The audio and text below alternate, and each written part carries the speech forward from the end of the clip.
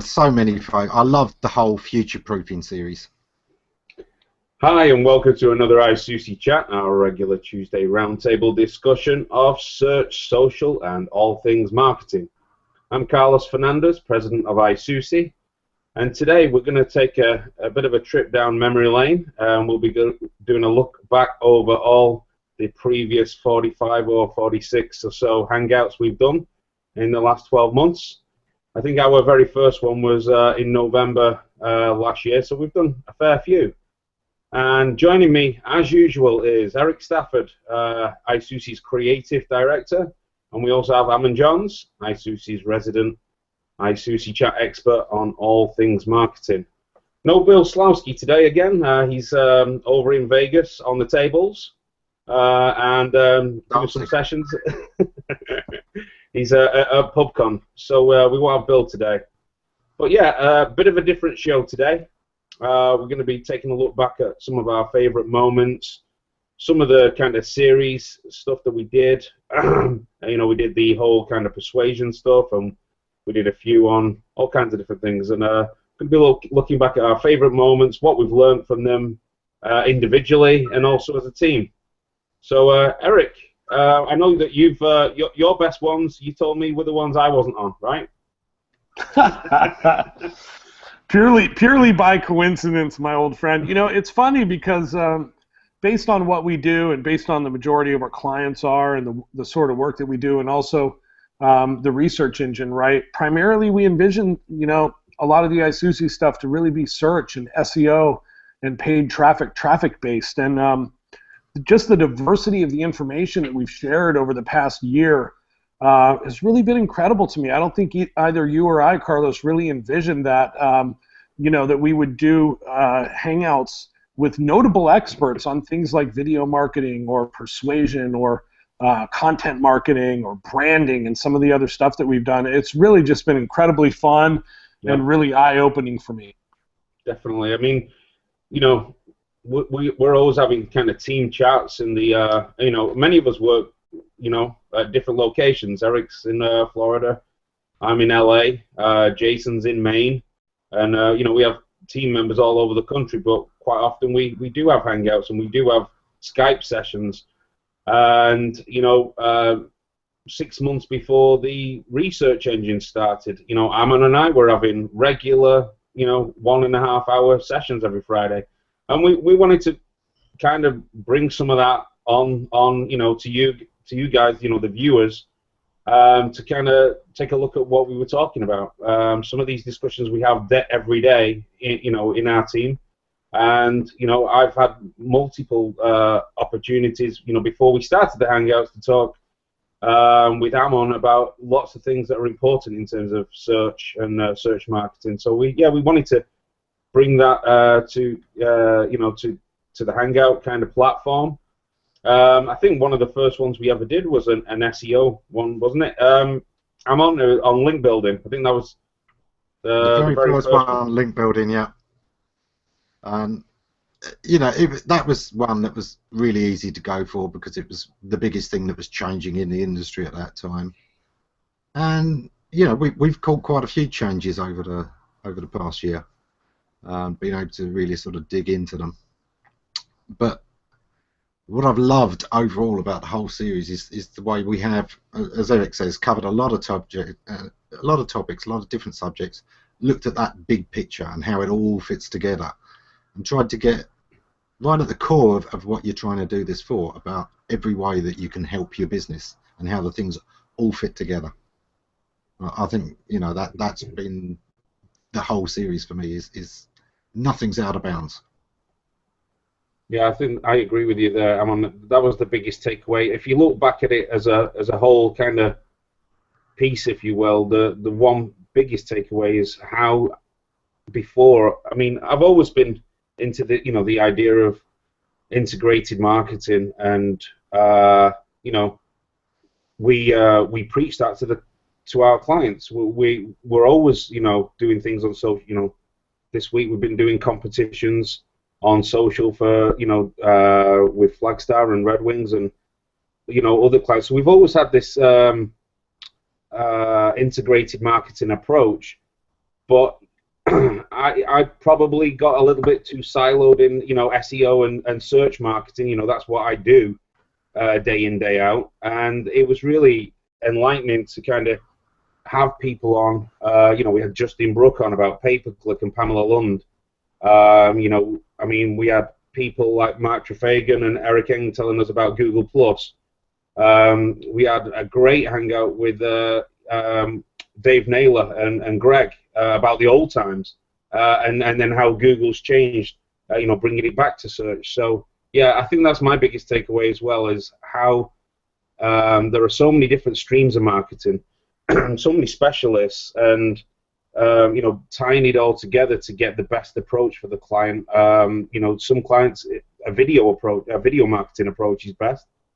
Some clients, social's the place that they should hang out, and we've talked about this, constantly. Is you need to identify, first of all, your audience, and then you need to try to identify where that audience is, hanging out online, and what they're going to respond to, right? Yeah. Yeah, it doesn't matter how good a fisherman you are. You've got to fish where the fish are. There's no point being an expert angler in a place that's got no fish. Yeah, I love the hangouts for everything that you guys have both said, and it hasn't always been all laughs and giggles. There's a lot of people that we've had on these calls, even just our regular panel here, with us and maybe Bill and maybe Doc once in a while. There were some contentious moments where we disagree. We approach things differently. We see things a little bit differently based on, years of experience and what's worked for us and for our clients. And so I think for the, folks that have joined us live on these Hangouts and also who have watched the replays, it's a really good look inside how real people that are doing real business communicate and feel about doing business. And I think as much as maybe some of us may have disagreed on like a tactical level, or implementation level in terms of best practices, we have always all agreed on those bigger picture things that Carlos and you were just talking about, Ammon. Treat your customers right, serve your customers right, plan it out, think ahead, be logical, don't do anything stupid or creepy, and look at your numbers. And it really all, at the end of the day, it comes down to just smart marketing and listening to the signals, listening to the audience, looking at the metrics. And, that's one thing that we have all agreed on. We maybe have disagreed on the tool that we may recommend you use to do that, but we've all agreed on that, is that it all comes down to, find a hungry audience, put a great offer in front of them, track your results. Yeah. Think of, if it wouldn't work for you, it's probably not going to work for them. It's one of those things, is this the kind of offer I'd like to receive if I was in this position? And that takes a certain level of honesty that, can be tricky. When it's your baby, it's sometimes hard to be that objective, and you tend to think that, yeah, people will love this because you want them to, and yeah, so that's why tracking is so important. It's funny, that's one of the things we've actually done the least work on in a way, is analytics. Yeah, I tried to get a few people on. I mean, we're still, there's opportunity there, for the future. It is sometimes a little bit of a confusing one, and we could do one specifically on Google Analytics or a particular platform, but it's such a deep topic in itself. You probably could do a series on analytics. So let's talk about the juicy stuff that we really know everyone wants to hear. Let's talk about who of our guests had the best accent. I'm going to go with Barry Morin. Is it Morin or was it Morgan? I can't. No, Morin. Right. Yeah. Morin. Yeah. For me, that's my vote for best accent. What do you guys think? Well, to me, that's not really an accent. I vote Carlos. Yeah. Me or Ammon. Manchester accent. Barry Scottish. Yeah, he's got a great, the Highlander, right? He's got a great accent. I mean, I'd have to say he has our best accent award. But so again, we all disagree, but that's fine. All right, so most controversial guest. I think we definitely have to talk about Vin Montello, right? That was you guys remember that episode? Oh yeah. Yeah. So if people didn't tune into that, do you want to give them a bit of a recap? I mean, it was basically this whole kind of discussion, if you will, or not argument, but this whole discussion in the industry or SEO about content and how when content writers, sorry, just in case content writers that we love, Michelle and others are watching, not all content writers feel this way, but you know, there are people that write a good piece of content and they've you know, spent a long time on the offer and thinking about how it's structured, and they really know their audience. You know, do they want a search engine optimization specialist to come and do anything to that content? You know, it was in terms of, you know, whatever.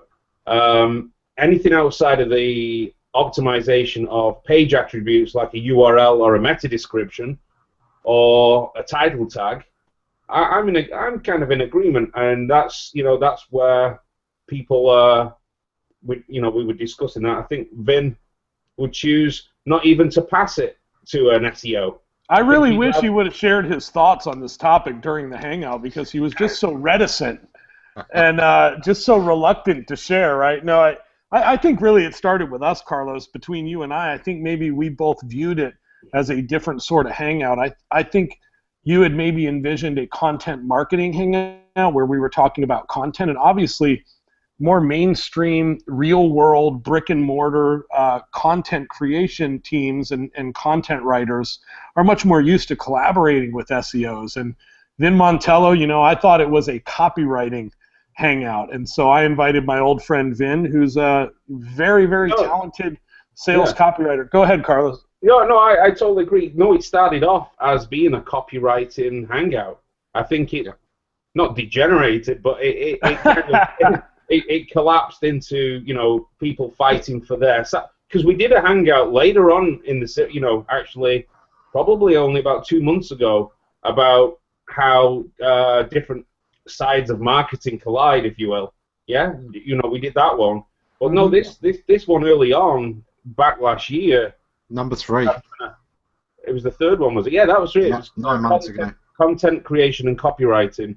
And it really was meant to be just about copywriting, but, you know, I guess because, you know, Amon and I were on it and we kind of brought up some SEO implications of content. That's, you know, what. If you remember, I mean, he did warn us up front, Vin, that I don't buy into SEO. SEO shouldn't touch copy, which when you've got an SEO company and SEOs on a Hangout about copywriting, obviously there's going to be a clash from the start. We knew it, we went with it, and there's good reason for it. There are plenty of people out there who, to this day, SEO is a bad word to them. It is all snake oil and deception and you know, sticking in irrelevant keywords, and I think we did manage to thrash out a certain amount of issues, and by having both sides, everyone was able to get their own balance, and ultimately that's what we're trying to do, isn't it? Not tell people the answers, but help people find them. Yeah, I've got to get this in. Vin is an expert craftsman at what he does. He's a pro. He really is. Eric's worked with him for a number of years. He's a great you know, friend to Eric and I, and he really is an expert, isn't he, Eric? Yeah, he's made a lot of people millions and millions and millions of dollars, but I don't think he has a lot of experience working in collaborative environments, and I don't think he's got a lot of experience working, you know, if it was his business and if he had to generate leads online for these businesses, he might view this topic very, very differently, right? He's an old school guy. He's from New York, and he's like, you know, I've been doing this for years. I know how it has to be. And here it is. I'll write it. You run it like this, and it'll make millions of dollars. But he's not giving a lot of thought to, you know, how the hell are we going to get people to this page? He just is kind of counting on the business or business owner to have affiliates or be able to run traffic somehow. And so I think his view of it is a little bit closed-minded. But again, I see why he would think that way. But yeah, it definitely led for a very interesting discussion, didn't it? And that's the purpose of these Hangouts, is to have these different views. If everybody's got the same view and the same approach, it's a pretty dull world. So yeah, it was interesting. I think Selena joined us on that Hangout. We did. you know, I think we did a few on content creation. I mean, my just to kind of wrap that little bit up, I didn't really see where the argument really was. If somebody's done such a good job on the content itself, and they're the content expert, I don't really want to touch that. I want to do what I can around it, and do what I can to the page attributes, the URL, the unseen things, and make sure the site, there's so much other stuff besides just the page itself. Are other aspects of the site architecture, is that all working? There's so much else for an SEO to do, and you can leave the content, creators to do a fantastic job of that. I would encourage everyone to watch that Hangout again, because I think, I've watched it a couple times now. I've chatted with you guys about it and also with Vin about it, and I think at the end of the day, everyone kind of agreed along the lines of what you're saying, Carlos. I think even Vin did, but I think there were just some people on the Hangout that were put off by how he approached it, and it was very much like, hey, it's my way or the highway, and I don't care what you think, and I don't care what you think, and I don't care what you think. And you know what, though? We've had Hangouts where we've talked about branding, and Ammon and I would be the first to tell you, don't walk the middle of the road, don't be gray or neutral, be white or black. Make people either love you or hate you, and Vin certainly did that. So from a branding standpoint, he knows who he is. He's not afraid to piss people off a little bit, and he got noticed by a few people. Yeah, I had a couple people tell me it was their favorite Hangout and that they absolutely loved him and thought it was amazing. And then I've had some people tell me, don't ever invite that guy back. Tar and feather him. So I think it's a really good study in branding, and also just in the different sort of online worlds. Working with agency clients is very different from working with an entrepreneur where you're hired to do a specific thing. Talking of people that can create a divide, one of my absolute favourites was, of course, getting Ray Hoffman on the show. I've loved Ray for years, and with Ray, what you get is what you get, And again, I thought that was a great show. That was the affiliate marketing. Fifth on affiliate marketing, yeah. Yeah. I wish we had a video of the green room. On that one. Yeah, it's funny because I didn't think that Hangout in particular was particularly argumentative or contentious, but man, she is very much opinionated and not afraid to share her opinions, and I absolutely loved it. I thought it was incredible. And Carlos, a minute ago, you had mentioned Pamela Lund, and I got to say, if we're going to talk about most attractive Hangout panelist guest that joined us, every time she looked at me and smiled, I felt like I was riding on a unicorn through a field of she is just delightful. So Pamela, if you're watching this, you are awesome. That's all I'm going to say to you. Intelligent, beautiful, and awesome. And same with Selena, you as well. Okay. And who have we got? So we've got best Scottish voice, Barry.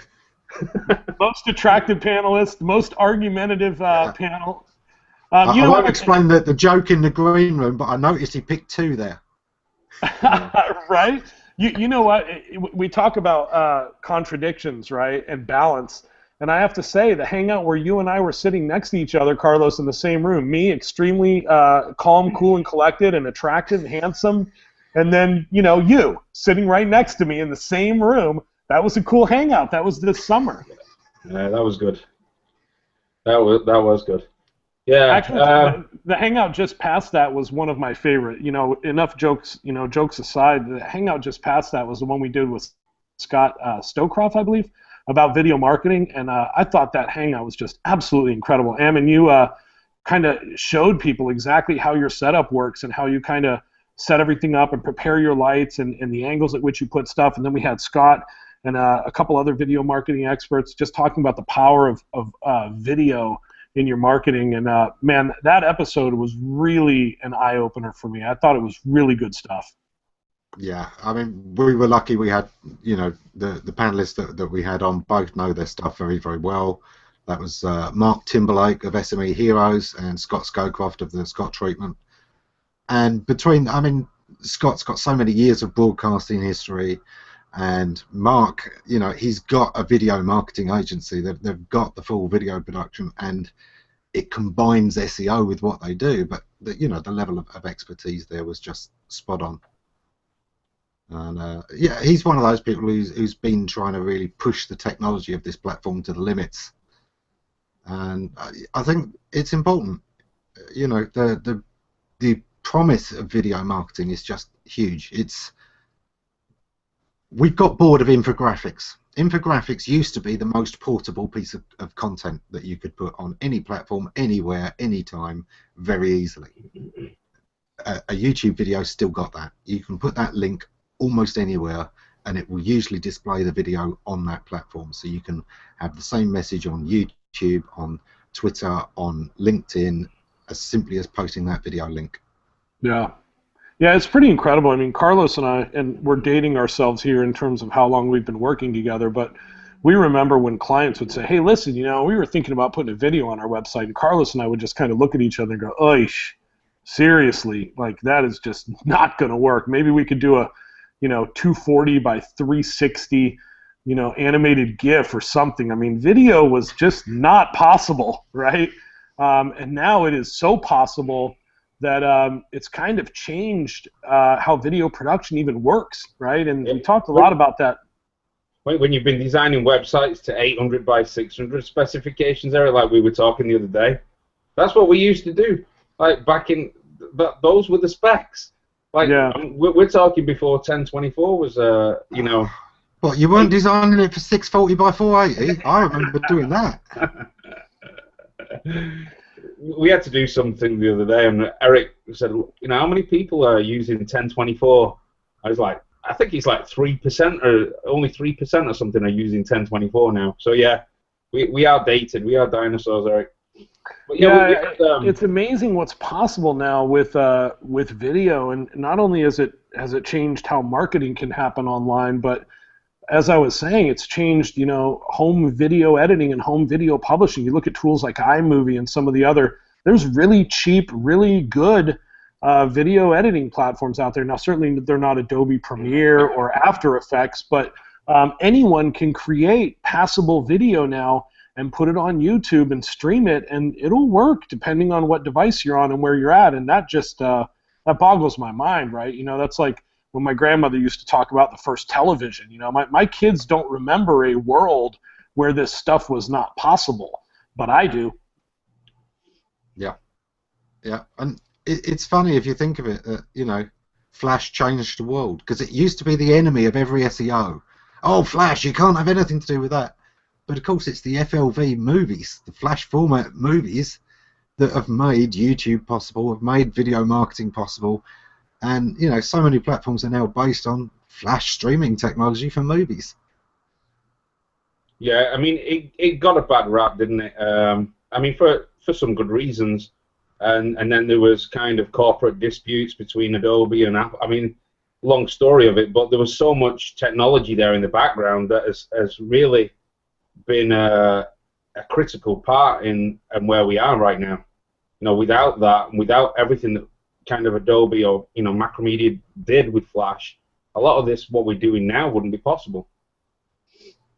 So anyway, back onto the going kind of through chronologically. After we did a great hangout with Ray and affiliate marketing, we kind of did one on blogging. We were always going to do another one on blogging and WordPress. Didn't get around to it, but that's something probably for the future about kind of security aspects. But we did a great hangout on WordPress. And then we did kind of a series after that on future-proofing, which was one of my kind of... We did one other. We did the one that disappeared. We did the paid search one. Oh, right. Is that... That was right after the blogging and WordPress one. And oh, no, yeah, no, I see it. I see it there on the YouTube channel. I don't know. I do see it now, though. Yeah, that was the one with Justin Brooke, wasn't it? Yeah. Justin and Pamela. That was the one with Pamela on. Oh, yeah. So Eric hasn't forgotten. Yeah, that was a good one. Hey, did I mention that Pamela's just delightful? You were too busy flirting with Justin at the time, I think. I don't think so. I've been sending her flowers twice a day for about 8 months now, and she's not yet gotten back to me.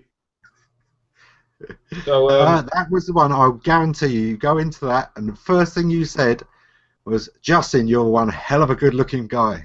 You know, I mean... Might have been transference. Yeah, I learned a lot on that hangout. There were some good tools that Justin had mentioned that we started using after that. So, you know, that is a great one to... Quora. Yeah, there was just a few things mentioned on that. But this whole future-proofing your business series that we did, I can't remember if Rand was on. Yeah, the Rand first... and Eric, the first one. Right. Yeah, we had a lot of good guests in that series. But it was also a real breakaway because so many of the SEO shows up to that point had kind of been always looking back, looking at what's just changed, or looking at very specific issues. That the ability to take that to the big picture and say, right, what's coming up for the next 2 years? Where do we put our money? Which way do we go? I think that was, well, it's the first time I'd seen it really discussed. Yeah. You see 1 year predictions, you don't see 2 and 3 year predictions. I mean, everybody really was saying the same thing as well. I think everybody, you know, we did that same kind of series with Greg and Dave Naylor, and it was great to kind of, for anybody that doesn't know or has not been in SEO a long time, I'm on, and you know, I know we have Bill as well that's regularly on, but Ammon and Bill used to be moderators at a great in the creator site forums, which was a great resource back in the day. To be honest, I've not, you know, visited that for so many years, unfortunately.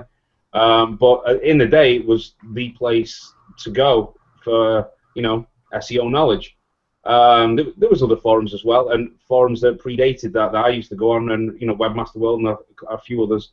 But Greg Boza and Dave Naylor were, you know, characters on the forums back then as well.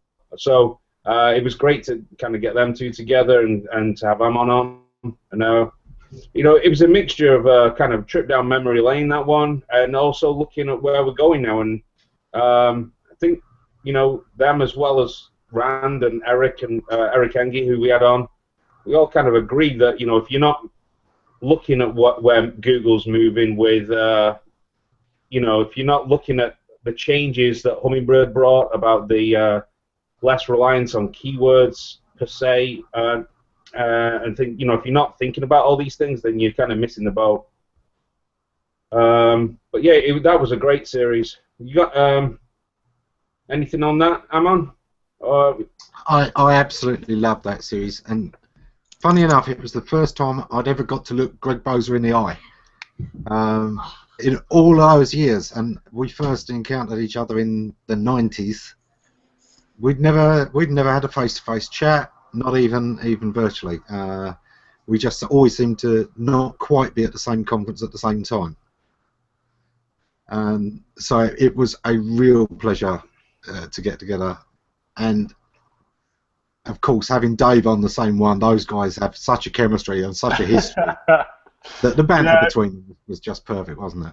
Yeah, it was really entertaining. And I tell you what, you know, the timing of that series of Hangouts, future-proofing your business, you know, Rand at the time was in the middle of stepping down from sort of the day-to-day spearhead position at Moz, right, and was looking to take a different role. And so I think it was really perfect timing for him to share his thoughts and also his brand new epic mustache on that hangout about where he thought he was headed and where Moz was headed. It was a really good series. You know, it's amazing. You've just ruined the best facial hair prize winner now. Come on, no, that was mine. That was my only one. You're right. I have done, haven't I? Yeah, I think you're right. I would have to agree with you. He wins for best facial hair. Yeah, but I think generally, you know, we have done a lot to push the boundaries of beard pride on this show, generally. All of our regular panel, apart from Doc Sheldon, basically, have kept the beards throughout.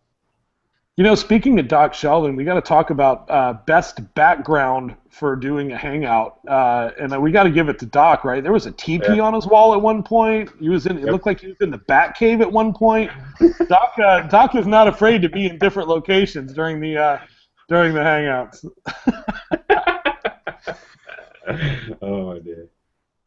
Oh my goodness! Yeah, it it really has been a lot of fun, and I think really the proof in it for me is, Carlos has worked with me for a lot of years, and while we worked in the same office every day for a long time, I would say, hey Carlos, what are you up to? What are you doing? And the stuff he was interested in was so different from the stuff I was interested in that, I'll be honest, some of the time I would just kind of be like, oh my God, get me back to my pixels, get me back to my vector art, and get me back to my branding. And, I'm sure, Carlos, you probably felt the same way. I'm very visual and very kind of into that stuff. And I know you are maybe a bit more into that stuff than I am into the SEO stuff. But the proof in the concept for me is, I was actively engaged in these conversations almost as an outsider. I mean, I would guess I probably know more about SEO than a lot of people just based on the fact that we work together. But I found it really intriguing and interesting, and just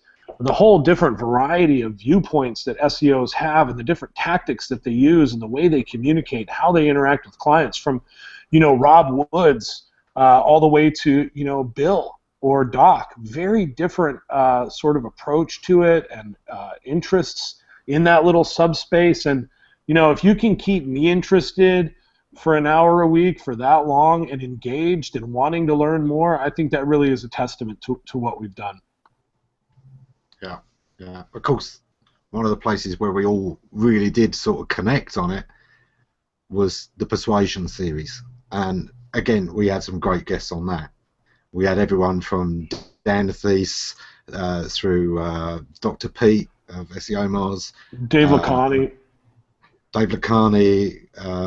and that was a lot of fun. We even had Brian Eisenberg, who's one of my old heroes from Grok.com, and I think it was again great to see the different approaches, but the things we all agree on. And I think, if nothing else, that's the thing, isn't it? Is that throughout this series we've got to the core of what matters, which is what works for your business. Yeah, those were really enlightening. I think I was going through either a bout of flu or something. I missed a few of those. The Dr. Pete, in fact, I missed Dr. Pete one, as well as, was that the same one that Dave was on, Eric?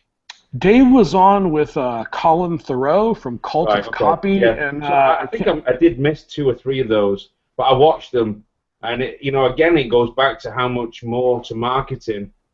This is kind of the intersection between psychology and marketing. It just shows how deep of a subject it is, and how you need to think before you just go and put a piece of content out there.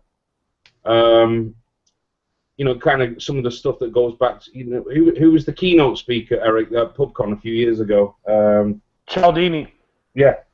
Some of the stuff that he says about, winning over customers, it just shows you that, yes, you need to get the content written in the right way. You need to identify the audience.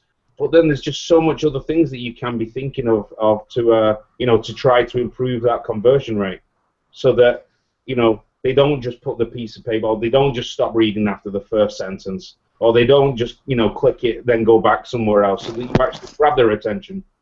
So yeah, I loved watching them. So guys, let's talk guest who made your jaw drop open the most, and I'm gonna throw Dr. Manny out there. Man, is that guy smart? And it's kind of like you were just saying, Carlos. Someone might say, "Oh, I'm an SEO," but then there's so much deeper, and there's so much more to it than that, and they know so much more about the other aspects. And Ammon, I'd have to say, I feel the same way about you. People call you an SEO, but you know so much more about the entire marketing process that it's just unfathomable. And it's been a real treat to be able to do these with you. Yeah, I'll second that. I totally agree. When I'd known Ammon for years without him knowing me, and reading his stuff, and the amount of comments that Ammon leaves on other sites, and the amount of time he spends answering comments, and LinkedIn. I don't know if you're still on there as much, Ammon, but you were always on there, kind of posting and You know, it's just like back in the day when I first started reading stuff from you in, you know, the early 2000s. I know you wrote before that, but I think the first time I read anything was in early 2000s. So I kind of, you know, knew you as an SEO. It was only when we started kind of talking every week about, you know, a couple of years ago or 16 months ago that, you know, it's just so much, you know, so much more than just, because you were always telling people on the forums to think about it in bigger than SEO terms. Yeah. But, you know, just to kind of chat with you on a weekly basis, yeah, unbelievable knowledge. I just love what I do, and it just means that learning all the other stuff, it's something I can't wait to do. I can't wait to dive into a new piece of knowledge when I find it, or, you know, go further into the psychology behind what makes one search phrase different to another. Exactly, getting into that mindset and understanding that, because at the end of the day, if you don't understand why the person's searching in the first place, you're not going to have the best chance of converting them. And that level of psychological science, that's not coming from anywhere else. We're the guys that are going to have to do that, because we're the SEOs. We're the guys who are interested in why people are searching. And you know, it's one of those things. I've been very lucky to deal with a huge range of clients across pretty much every sector you can think of, and from all of them I learn things. I learn about their business model. It's part of what I love about SEO, and it's got to be exactly the same for you guys. I know it's sort of come up in a couple of the chats. One of the best things about our job is we get to really dive into other people's businesses, really understand it, and help them come up with something that embodies it, whether it's graphics, whether it's copy, whether it's their whole marketing strategy. There is a real joy in being able to explore so many different businesses. Yeah, that's the reason I love it so much. So guys, you were just asking about the jaw dropping. Quickly, let me just get. I never know how to pronounce his last name. Is it McConney? Dave McConney? How do you say his last name? Lacani. Sorry. When he did that kind of banter with you, where you did the kind of reversal, do you remember that? And he told my story. He told your story. Yeah. That was how he did that. I mean, I just loved that. It was kind of just, you know, just listening basically. You know, it really was a great moment. You know, I've seen him do that live, Carlos, during speaking engagements from stage, and bring audience members to tears, because they just never knew that they were that remarkable. And it really is just extraordinarily powerful. And actually, my daughter Rowan, 13 years old now, as you know, Carlos, and she's in middle school. She's in 8th grade. Her English teacher asked me to come in and give a talk about storytelling, and so I did. And I actually picked out one of Rowan's classmates and told his story, and he started crying, which was incredibly awkward for me. But he was really happy. I know Eric's been banned from the school. Great. Yeah, he really his father's a police officer, this young man, and he takes a lot of pride in what his dad does, and he wants to be a police officer one day. And so what started as him saying, you know, I want to grow up to be a police officer, turned into the true story, which is, you know, his desire to make an impact on his community and serve his community and be brave and stand up for what's right, like his father did. And it's the same thing, but it's a very different story, isn't it, depending on how you tell it. And it's just incredibly powerful when you can tell stories like that. Yeah, that was definitely one of my favorite moments. So guys, let's look forward. I want to know. The jaw drops. Sorry, Eamon. My probably Dixon. Watching how far Majestic had come and seeing it showcased live, even though, you know, we were sloppy seconds that day. Yeah. There was something really good about that as well. You know, a hands-on tool jump. So for the single jaw dropping thing, I think it would be that. But do you know what? Every one of our guests has had something absolutely fantastic. He called in from Hong Kong or China. It shows, you know, he didn't want to miss. That's it. It wasn't the real Dixon. It was a cheap knockoff. Yeah, I'm sorry to interrupt you there, Eamon, but I'm dying to know what you guys say about my next question, which is, which guest, who is your dream guest that you would like to get on one of these Hangouts over the coming year? Think big. I want to know, like, who is the biggest guest that you want to see on one of these? Any thoughts off the top of your head, or do you want me to share mine and give you a minute to think about it? Share yours. So Carlos had mentioned Cialdini. He wrote a book called Influence, The Psychology of Persuasion, as Em, and I'm sure you know, and Carlos as well. One of my favorite books about marketing of all time. I would love to get him on one of these Hangouts. I'd love to get Joe Sugarman, pioneer of direct response marketing and infomercials, the inventor of blue blockers. Let's see, Seth Godin. I'd love to get Seth Godin on one of these. I remember when I thought you contacted him once.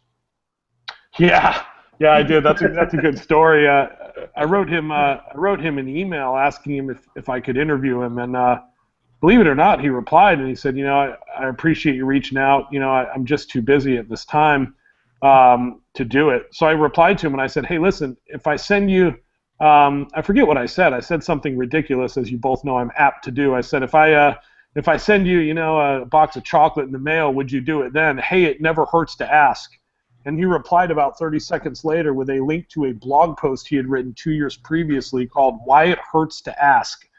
And the entire blog post... that's cold. The entire blog post was about how to reach out to people to capture their attention and provide value.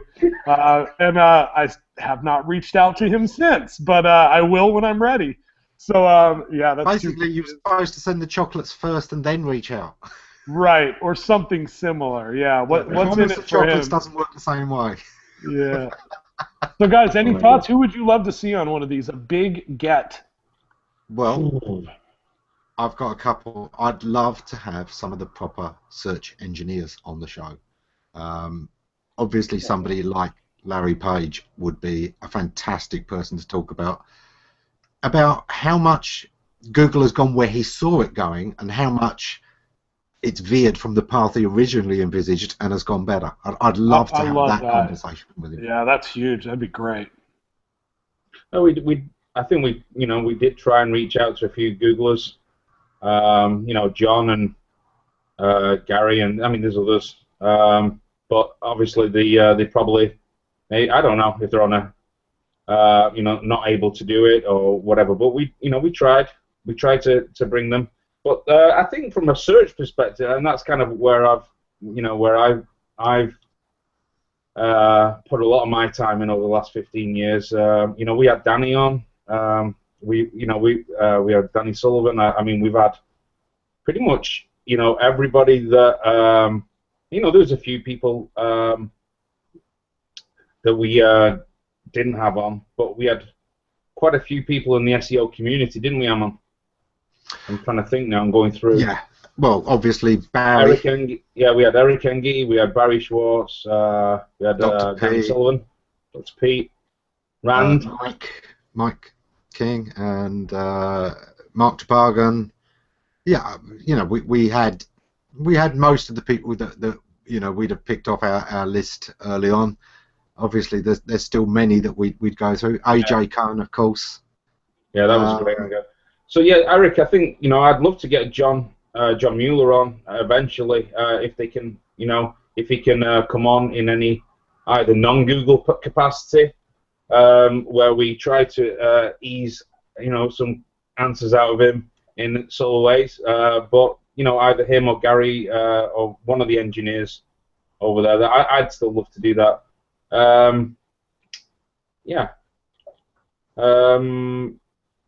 And then, I'm hoping that Rand's, we've been in touch with Rand. I think we're going to be having him back on either in December or January. See if his mustache and beard has got any bigger.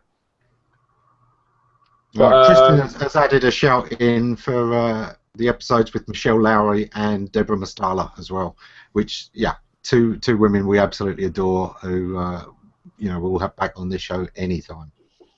So another person we've had on a lot, kind of while we've been doing this, I wouldn't say, obviously Google Plus was around for quite some time, before we started doing the Hangouts, but really, if you think about it, we started doing the Hangouts last November, and they'd only been around, a few months, 6 months or so. People were doing them. I know they've been around before that in beta phase, but basically, it really started to propel, in my opinion, kind of Google Plus and the whole. So we had Mark Trefagan on, we had Eric Engie on, and also David Ameland we had on twice to talk about.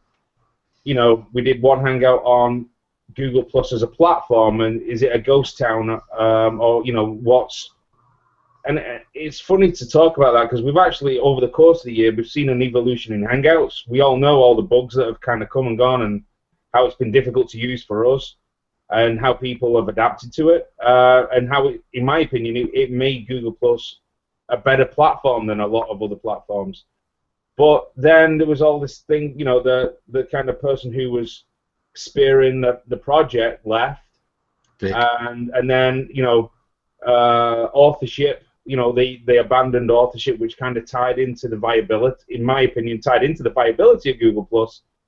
And we're still in a kind of a state of flux, in my opinion, about Google Plus as a platform. I don't think, I know you've probably got some deeper thoughts on that, Amon, because I know you've probably taken more to Google Plus than Twitter or Facebook, right? Yeah, to a very large extent, and part of the reason is this has the feeling of those classic forums back in the day. The level of conversation that you can find here, I cannot find on any other platform. Obviously, it's impossible to have it on Twitter, because in 140 character bytes, you can't have a great conversation. You can have a fun conversation, but you can't have a great conversation.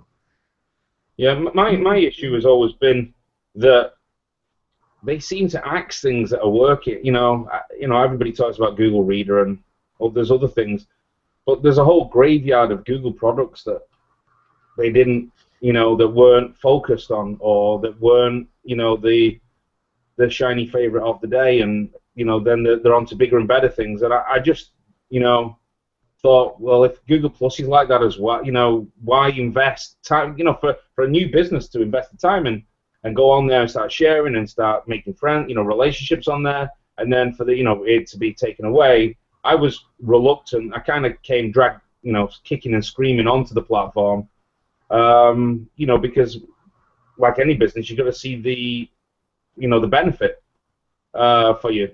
There's no point just going on there. I mean, I guess there is from a social perspective, but from a business perspective, you can't just be posting what you posted on Facebook and then resharing the same thing on Google Plus. There's got to be a meaning to it. So I'm still on the fence about Google Plus personally. I'd like to see it, survive. I just Google tinkers around so much that causes me to worry a little bit about it. I think that's a great topic, guys. Let's talk about the number one feature we would like to see in Google Plus. And Ammon, you had said that you really kind of like the format and flow and conversation that you can create on this platform. For me, I miss teleseminars because, you can have someone raise their hand by pressing a button on any phone in the world, whether it's a smartphone or not. You can unmute them, and then they're there talking. For us to bring someone into this panel and actually show up, they could have video issues, they could have audio issues, they could be naked. You never know what you're going to get, and it's very difficult to just kind of create the flow that Carlos and I used to be able to create on webinars and teleseminars by just, hey, let's unmute this guest. They have a question. Boom, here, unmute the line. They ask their question, you mute them up again. So that would be the feature I would love to see here, would be make it easier to integrate with people and have them be able to kind of join the conversation either with audio or video or both. There's apps for that. There's an app called Pro Studio, which lets you have all the guests and they can raise their hand to speak, and you can moderate the whole lot. There's the Cameraman app that lets you remove any specific person from sight, so you could have a comment tracker who wasn't seen in the strip, who was in the Hangout but not seen in the Hangout. And there are apps that add all of these things. Of course, are these apps reliable? Well, Comment Tracker keeps failing, so I wouldn't absolutely bank my life on it. But it's still a youngish platform. I do think it's a shame for them that Google didn't manage to buy Twitch, because Twitch is a much more mature platform. I've been keeping an eye on Twitch for 2 years now. The gaming industry has bought into that big time, and it's just more robust. I think that would have added a lot to Google+, but I can see from Twitch's point of view that they'd rather not have sold to Google+, because that would be seen as, oh, we're just going to get rolled up into Google Hangouts and the end of Twitch. So yeah. Amazon buying them is a very interesting move. We still got to see how that unfolds, but I do think that it's one of those things. I'd like to see Google give a bit more resources to some of their projects, and I know why they don't. And one of the things that I was talking about quite recently is the way that Google develop things. They develop things by having 3 teams on a thing simultaneously, and none of those 3 teams quite know what the other 3 are doing. So you come up with a problem, you put 3 teams on it, and they each come up with their own solution. And at the end, you then let those teams collaborate, look at the best, and help polish that one up. And the reason they do that is, A, it creates more creativity. B, Google's got the resources to be able to triplicate the effort on anything. And C, even if something leaks, or even if the path you were on suddenly turns out somebody gets a patent just a week before you were about to go live, they've got 2 alternatives. So, you know, you don't have to worry about that kind of thing. But it does mean that all development is a third as fast as it could be, because they've got those 3 teams working on everything. And maybe as a third as effective as it could be if they were sharing resources and ideas, right? Maybe. I mean, they cooperate at the end when they themselves have voted on which they think is the best solution. They all each come up with a solution, and then once they've developed that, they get to vote on which one's the best. Because, you know, sometimes you do. You go, my idea was good, yours is better. And that's kind of where it goes. They got the idea from IBM. IBM used to duplicate everything. They'd have 2 completely different units working on it. Mm-hmm. It's effective in some ways, but yes, it does mean that they've only got a third of the resources they could have on some of these problems. I'd love to see Hangouts get a lot more resource, because they've got the channels for it. You know, YouTube is a very, very powerful channel. They've got Google Play to be able to promote the best of YouTube onto Play, where it would go out even further onto the TVs. But the commitment isn't there. And partly I think that's because of the way Google does, you know, triplicate these resources, that they haven't quite got as much manpower for any one project as you think they have, because they're doing this triplication. Yeah. By the way, for the record, I knew about Pro Studio, and I was just testing you. So, Carlos, I was just looking down the list there, Eric. There's so many that we've not even mentioned. You know, knowledge graphs and knowledge vaults. We did the, with Barbara Starr. We did the look inside Raven tools with John Henshaw recently. We did the whole thing with Dr. Vogelman, making marketing fun. So many of them. It's been a year. Yeah, four a month for a year is it's pretty incredible. So, Carlos, it's been about an hour. Do you want to tell people where we're headed with the ISOOSI Hangout? Yeah, well, we're gonna, because we've really achieved what we set out to achieve with bringing a lot of the information that we talk about in our team meetings, and some of the stuff we talk about with Amon, bringing that to our audience, and that was the aim of it.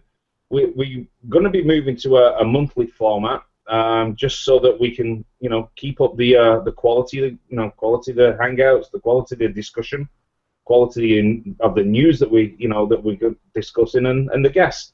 We want to have a good guest on each time for for the audience to learn from, and for us to learn from. We've as an agency, we're growing and growing. We're dealing with more Fortune 100 clients now. We're battling fires every day for clients and doing the stuff that we're talking to you guys about here, our audience. And it's great, but we, to make it as high quality as we possibly can in terms of a hangout that you can get information from, yeah, we think that it's best. We're going to be going to a monthly format, and it's going to be the first Tuesday of every month. So yeah, next one will be the first Tuesday in November, and same time, our 3 p.m. slot, 3 p.m. Eastern. And Mr. Slawski probably will hopefully be back there unless he's captured in Vegas and not let go. But yeah, looking forward to it, and it'll still be an hour-long show, and we'll be discussing all either the news in search that has kind of come in that late, the last month, or we're going to have a guest on to discuss things with. Yeah, this is it. It's much the same format, but moving to monthly makes a lot of sense for us because we've already provided, what are we at, 60-something hours of video? If you're going through this in a week, you'd have to spend all day, every day, just to keep up with what we've already done. The things that we wanted to cover, we've got a lot of them out there, and we don't want to recover the same ground, so slowing down just a little and putting more time into each show. Carlos, I thought you were going to tell people that you're going to said. Switch to a daily hangout. It's like what Eric says. We've got some big names that we also want to, target as well. And it needs to, anybody who's done one of these shows knows if you're doing it on a weekly schedule, it's a lot of planning, it's a lot of work. And we want to carry on bringing the quality show, but we also owe it to our clients as well to be looking after their things as well. So we've got a lot of guests that we want to bring to you. Rand will be coming back on in either December or January, and we've got to firm a few other things up as well. But yeah, onwards and forwards, and looking forward to the November one. Yeah, absolutely. Yeah, I'm excited to see where it heads. I know that, Carlos, we've had a lot of talks about providing transcripts of each of these calls and planning them much more carefully and building up to them and providing lists of questions to our audience and getting questions from our audience so that we can really kind of hammer out as much great info as possible. But again, it all takes time, and as much as we love doing them and as much as we love you, our faithful audience, our clients have to come first, and we just are really, really busy. So we think it's a win-win. We really are looking forward to being able to plan them out a little bit better. And, Ammon would tell you, if he was quite truthful, that Carlos and I just have not quite had the time or the bandwidth to deal with these properly on a weekly basis. So we're excited for where we're headed. We hope you guys will stick with us, and we can't wait to see you next month on the first of our regularly scheduled monthly hangouts. Yeah, and that's the big takeaway, isn't it? Doing these on a weekly was just never really sustainable. We've managed just to get through, but well, yeah, you notice some of the graphics were going up late. Is that what you're saying? Hey, do we have a guest this week? Surely it's more important to have the quality of the content and the hangout better. Do we have a hangout in an hour? What time is it? Do we have a guest? Oh my gosh. Well, I tell you what, it would not be. So many things we wanted to do, weren't there? We want to be able to cut these out and get some golden nuggets up and promote them separately, and we want the time to get these big guests, but when we've got a show every week, we're so busy chasing the next show that we can't do that big picture planning. And so going to a monthly format is going to allow that. We do deal with some pretty major clients, and when they have a crisis, we're like the 911 for them. And a few times over this last few weeks, there's been 911 calls for us, and we everything else has to drop. And so it just is going to help us schedule things out a lot better. And then we'll be able to kind of commit to it a lot better. But yeah, looking forward to it.